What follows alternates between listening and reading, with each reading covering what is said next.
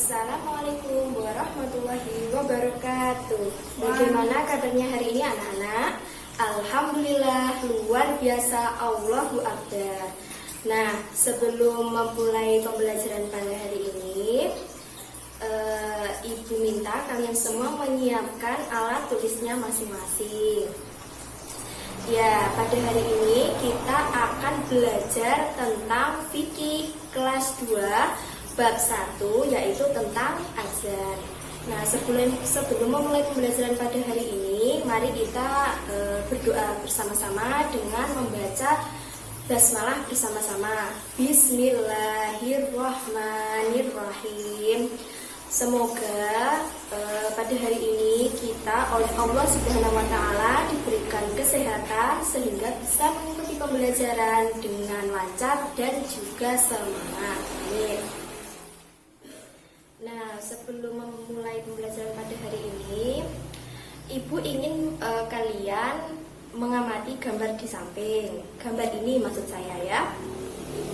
Dari gambar ini coba kalian perhatikan bersama-sama. Kira-kira gambar ini berisi tentang apa ya? Benar sekali, gambar di sini menunjukkan seorang anak yang sedang melaksanakan azan. Nah, gambar di samping ini ada seorang anak, namanya Helmi. Helmi ini merupakan anak yang soleh loh. Dia setiap hari rajin pergi ke musola dekat rumahnya untuk melaksanakan sholat berjamaah.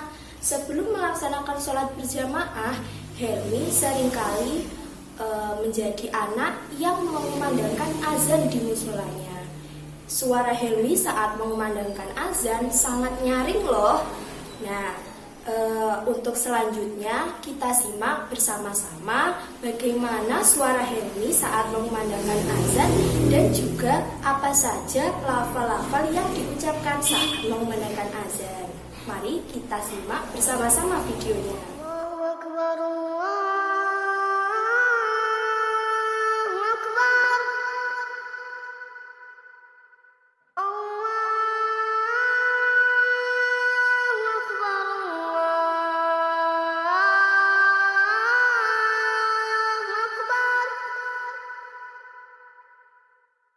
أشهد أن لا إله إلا الله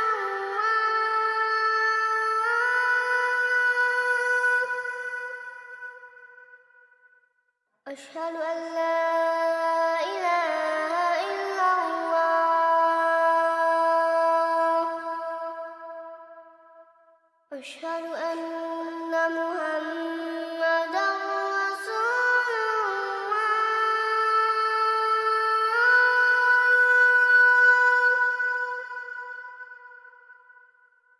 أشهد أن محمدا رسول الله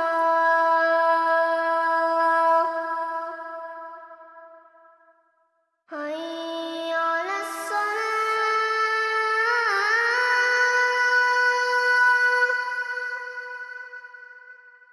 حي على الصلاة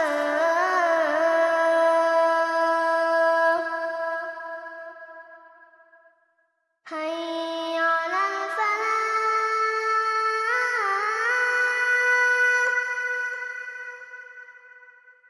حي على الفلاح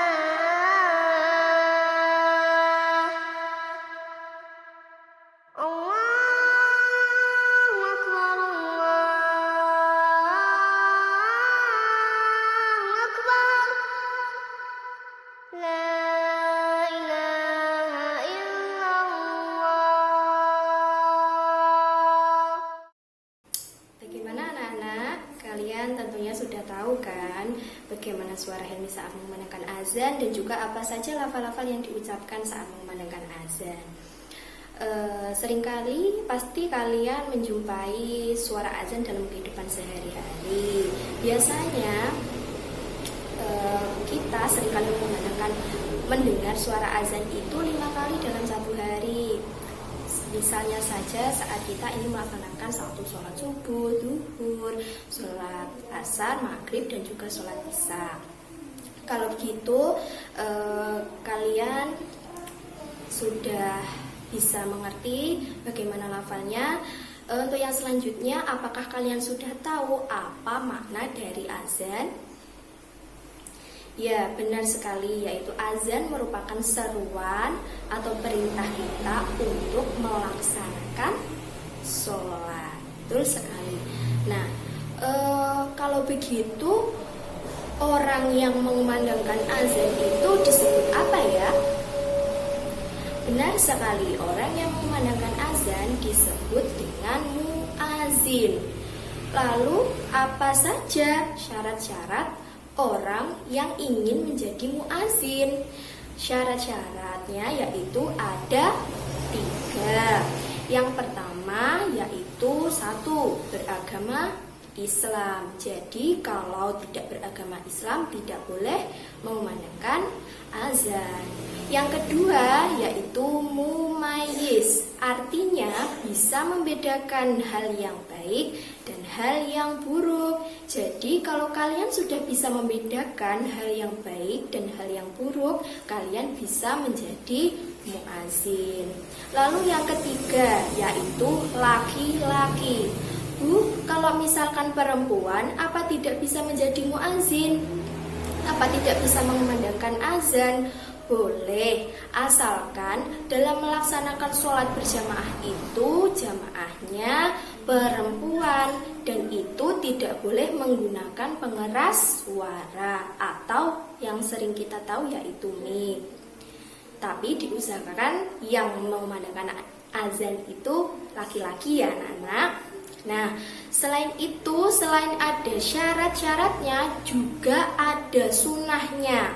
Sunnah mengumandangkan azan itu ada 4. Yang pertama yaitu 1, suci dari hadas dan juga najis. Jadi sebelum mengumandangkan azan, kita disunahkan untuk, diwajibkan untuk melaksanakan wudhu terlebih dahulu. Yang kedua yaitu berdiri menghadap kiblat. Yang ketiga yaitu dengan suara yang nyaring. Nyaring itu apa, Bu? Nyaring itu dengan suara yang keras. Dan yang terakhir, yang keempat yaitu membaca sholawat dan juga doa setelah mengumandangkan azan. Ya anak-anak, alhamdulillahirrahmanirrahim, kita itu tadi materi pembelajaran mengenai azan kita pada hari ini ya. Jadi kesimpulannya yaitu orang pertama tadi apa? Orang yang mengumandangkan azan disebut dengan muazin. Kemudian orang atau maksud saya syarat-syarat menjadi muazin ada berapa? Ada 3. Yang pertama yaitu beragama Islam, yang kedua mumayyiz, dan yang ketiga laki-laki. Kemudian tadi ada apa lagi? Yaitu sunnah melaksanakan azan. Ada berapa anak-anak?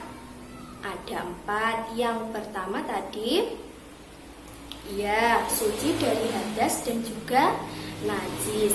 Yang kedua berdiri menghadap kiblat. Yang ketiga dengan suara yang nyaring. Yang keempat yaitu membaca doa dan juga sholawat setelah mengumandangkan azan. Ya, Ibu rasa sudah cukup pembelajaran kita pada hari ini. Semoga apa yang disampaikan bisa bermanfaat untuk kita semua. Ada kurang lebihnya Ibu minta maaf. Sekian, terima kasih. Tetap semangat. Wassalamualaikum warahmatullahi wabarakatuh.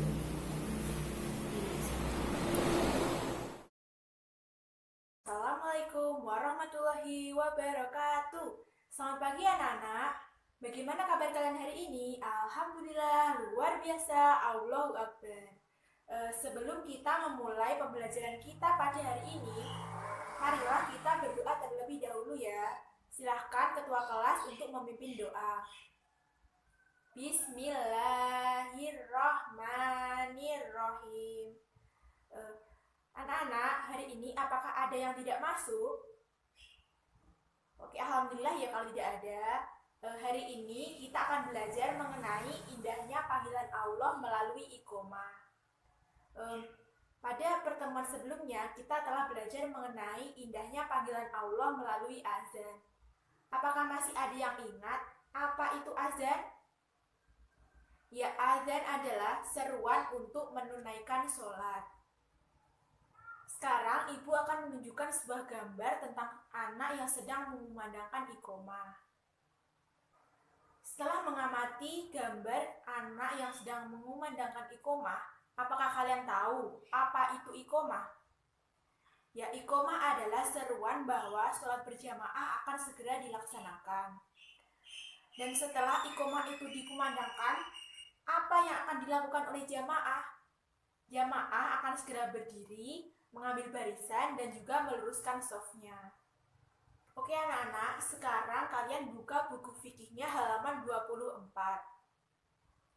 Di dalam halaman 24 terdapat bacaan lafal iqomah dan juga jawaban dari jamaah. Sekarang kalian baca lafal bacaan iqomah dan juga jawaban dari jamaah. Kan kalian sudah membaca lafal iqomah dan juga jawaban dari jamaah. Sekarang apakah anak-anak tahu bagaimana cara membaca iqomah yang baik itu? Oke, kalau belum tahu, ibu akan menunjukkan sebuah video tentang seorang anak yang sedang mengumandangkan iqomah.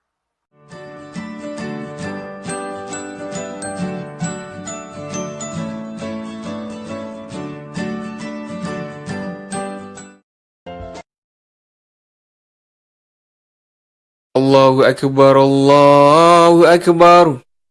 Ashhadu an la ilaha illallah. Ashhadu anna Muhammadar Rasulullah. Hayya 'alal shalah, hayya 'alal falah. Qad qamatis salatu, qad qamatis salah.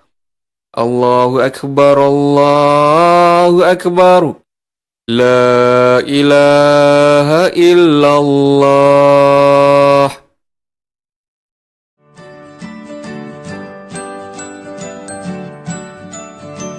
Setelah kita mengamati video yang sudah ibu tunjukkan tadi, siapa yang tahu kapan iqomah itu dikumandangkan?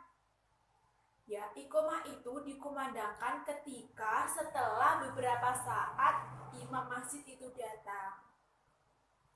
Tugas kalian nanti di rumah yaitu melafalkan iqomah di depan orang tua kalian masing-masing. Ibu rasa pembelajaran kita hari ini mengenai iqomah sudah cukup. Apakah masih ada anak-anak yang belum paham? Silahkan bertanya kalau memang belum paham. Oke, kalau kalian sudah paham, sekarang gantian ibu yang akan bertanya kepada kalian. Apa pengertian dari iqomah tadi?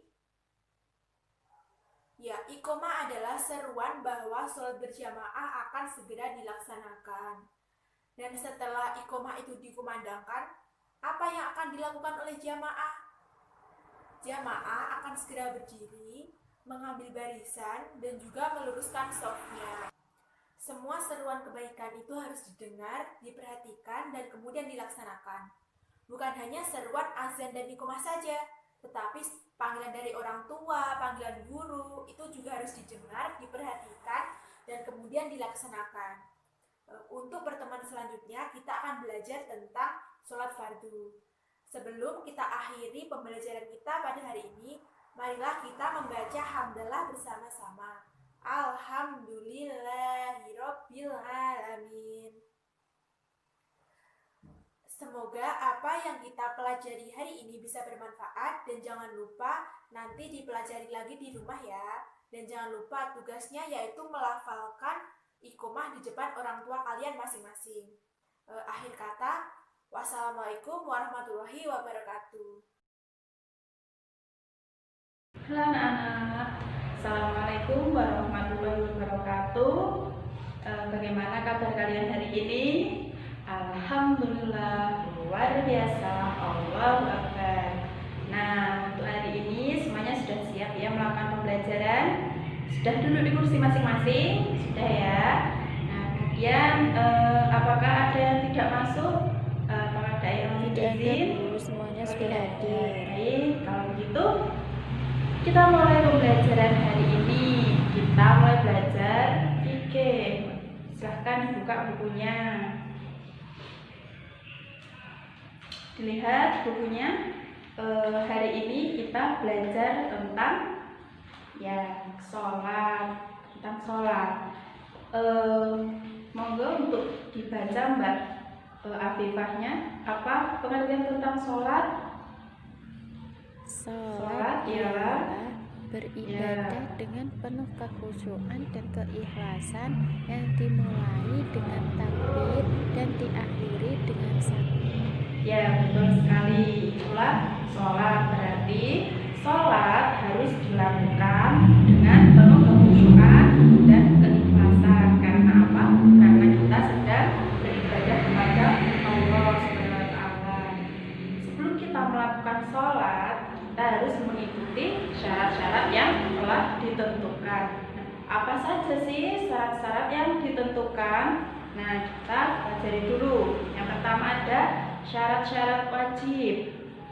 Yang pertama, beragama Islam. Nah, sebelum itu kita harus beragama Islam. Jika tidak beragama Islam, kita tidak boleh melakukan sholat. Yang kedua yaitu balik.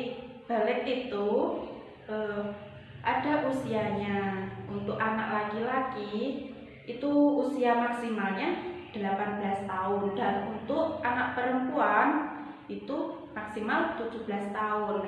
Minimalnya berapa? Minimal untuk laki-laki 12 tahun, sedangkan anak perempuan 19 tahun dengan ditandai haid. Nah, jika sudah haid berarti dikatakan sudah balik.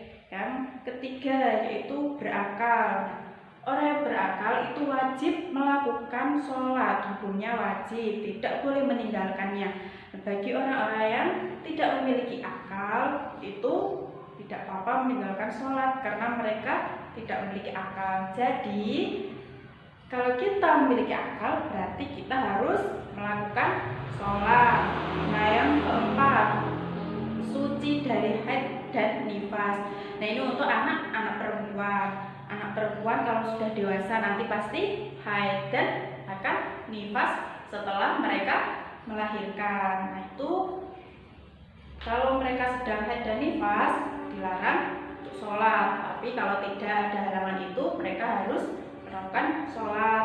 Nah, yang selanjutnya yaitu syarat-syarat sah sholat. Tadi syarat wajibnya, sekarang syarat yang membuat sholat itu sah. Nah, yang pertama adalah suci dari dua hadas, yaitu hadas besar dan hadas kecil. Nah, jika hadas kecil itu seperti habis kencing, itu kita tidak boleh kencing, harus suci, tidak boleh kencing, tidak boleh buang air besar. Nah, kemudian untuk hadas besarnya itu seperti tadi haid, kemudian ya seperti itu. Yang selanjutnya, yang kedua, suci seluruh anggota badan, pakaian, dan tempat dari najis. Nah, jika kita mau melakukan sholat, kita harus membersihkan semua anggota badannya. Nah, mengapa demikian? Karena ditakutkannya ada najis, seperti contohnya pakaian. Nah, kita harus mengganti pakaian kita, seperti celana, kita harus mengganti. Ataupun kita harus mencopot celana dalam kita. Karena apa? Karena kita tidak tahu apa yang ada di diri kita, sehingga kita harus melepaskannya itu. Karena kita tidak tahu najisnya itu nanti ada atau tidaknya, lebih baik kita melepas celana dalam dan mengganti pakaian kita. Yang selanjutnya, yang ketiga yaitu menutup auratnya. Nah, untuk yang laki-laki itu auratnya dari pusar sini sampai ke lutut. Nah, sedangkan wanita seluruh anggota badannya ini adalah aurat, kecuali nih, di sebelah sini, ini sampai sini, muka, ya sama telapak tangan. Jadi kalau sholat tidak boleh kelihatan seperti ini. Kalau sholat perempuan harus ditutupin seperti ini agar tertutup, dan mukenanya harus sampai sini untuk menutupi bagian yang sini. Nah, kalau itu terlihat itu tidak boleh, nanti tidak sah sholatnya. Kemudian syarat yang selanjutnya, masuk waktu yang telah ditentukan untuk masing-masing sholat. Nah, kalau kita sholat kemudian mau sholat zuhur terus harus setengah 12, itu tidak boleh. Karena apa? Karena sudah ditentukan jamnya itu jam 12, itu baru boleh melakukan sholat zuhur. Nah, selain itu juga tidak boleh melakukan sholat zuhur. Yang selanjutnya yaitu menjauhi perkara-perkara yang membatalkan sholat. Ya, seperti tadi yang ada di atas tadi, kita harus menghindari semuanya agar sholat kita nanti sah. Nah, selanjutnya yaitu rukun sholat. Rukunnya sholat itu ada niat yang pertama, berarti kita sebelumnya harus niat, diawali dengan bismillah, kemudian mau sholat apa, kemudian melakukan takbiratul ihram. Nah, yang ketiga yaitu rukunnya ada berdiri tegak bagi yang berpuasa, bagi yang mampu, bagi yang bisa. Nah, kalau tidak sakit ya kita melakukannya sudah berdiri seperti ini, seperti biasanya. Namun kalau sakit, yang pertama kita boleh duduk, itu boleh kalau kita tidak bisa. Nah, yang selanjutnya kalau tidak sanggup untuk duduk, tidak bisa, kita bisa berbaring. Nah, berbaring saat melakukan sholat saat sakit itu pun tidak masalah, kecuali kalau sakit kalau nggak sakit ya harus berdiri. Kalau malas ya tidak boleh, tetap harus berdiri. Kemudian kalau berbaring pun tidak bisa, nah kita bisa melakukannya dengan isyarat. Isyarat apa ya? Isyarat yang membuat kita membedakan, oh ini waktunya sholat ini, ruku ataupun i'tidal atau apapun seperti itu. Yang selanjutnya yaitu membaca surat Al-Fatihah pada setiap rakaat. Jadi kita tidak boleh membacakan Al-Fatihah sholat kecuali di saat kita makmum, menjadi makmum, kemudian kita tertinggal sholat, kita masih mau niat, ternyata imamnya sudah ruku. Nah, itu kita tidak cuma membaca bismillah gitu aja juga sudah boleh, kemudian menirukan imamnya melakukan gerakan yang selanjutnya seperti itu. Cukup dengan bismillah saja, tidak harus membaca Al-Fatihah semuanya jika memang sudah terlambat. Nah, selanjutnya ruku dengan tumak nina. Tumak nina itu apa? Diam sejenak. Nah, diamnya itu berkisaran seperti kita membaca subhanallah seperti itu. Habis ruku, i'tidal, kemudian sujud 2 ruku, duduk di antara 2 sujud, duduk tasyahud akhir, membaca tasyahud akhir, kemudian membaca sholawat kepada Nabi ketika tasyahud akhir. Nah, terus yang selanjutnya membaca salam yang pertama. Salam yang pertama kita harus menengok ke kanan. Ingat, menengoknya jangan sampai berlebihan sampai seperti ini tuh, jangan. Kita sebisa mungkin salamnya hanya sedikit saja, melengok seperti ini. Ini dadanya jangan sampai ikut melengos, itu nanti membatalkan sholat sebelum waktunya. Terus kemudian tertib. Nah, kita kalau sholat harus tertib. Kalau habis niat kita harus takbiratul ihram ya, seperti yang di atas tadi ya, harus ruku, i'tidal, gitu waktunya ruku ya ruku, seperti itu. Nah, selanjutnya yang membatalkan sholat, adapun juga yang membatalkan sholat. Yang pertama yaitu sholat itu batal ataupun tidak sah apabila salah satu rukunnya itu tidak dilaksanakan ataupun ditinggalkan dengan sengaja. Nah, yang pertama berhadas ataupun tidak suci. Nah, yang kedua terkena najis yang tidak dimaafkan seperti darah. Nah, seperti itu kena baju kita banyak itu tidak boleh. Nah, yang kemudian terbukanya aurat itu juga tidak boleh, kita harus menutupi semuanya. Tadi yang perempuan dari sini sampai ininya juga ditutupi, dan yang laki-laki dari pusar sampai ke lutut. Nah, terus mengubah kiblat itu tidak boleh. Waktunya kiblat kita ke barat, ternyata kita ke timur, itu tidak boleh. Makan dan minum, setelah kita wudhu kemudian kita makan, terus ada sisa-sisanya, itu kita tidak berkumur dulu, kemudian sholat. Nah, terus merasakannya kita mengunyah, nah itu juga membatalkan sholatnya. Bergerak berturut-turut 3 kali. Nah, kita tidak boleh bergerak-gerak ke sana kemari, itu tidak boleh, karena maksimalnya hanya 3 kali gerakan. Nah, semisal sholat kemudian gatal, kita tidak boleh baru-baru seperti ini nanti berlebihan. Ini 5 kali jari yang bergerak, berarti batal dong sholatnya. Nah, itu harus geraknya cuma segini aja, 1 kali. Nah, seperti itu 1 kali gerakan. Nah, berlompat. Nah, kalau ada kucing lewat terus kita kaget lompat, batal sholat kita. Kemudian menambah-nambah rukun. Nah, kemudian tertawa terbahak-bahak. Terus yang terakhir murtad ataupun keluar dari ajaran agama Islam, karena syarat wajibnya sholat itu adalah kita beragama Islam. Nah, seperti itu ya. Seperti itu untuk pelajaran hari ini.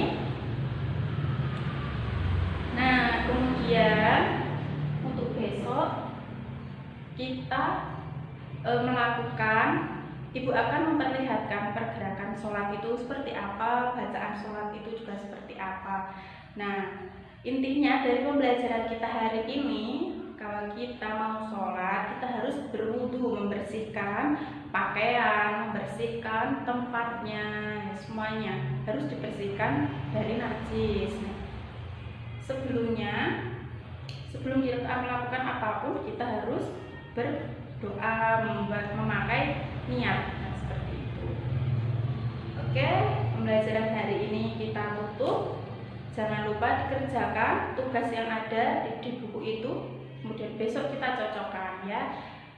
Terima kasih, pembelajaran hari ini saya tutup. Wassalamualaikum warahmatullahi wabarakatuh.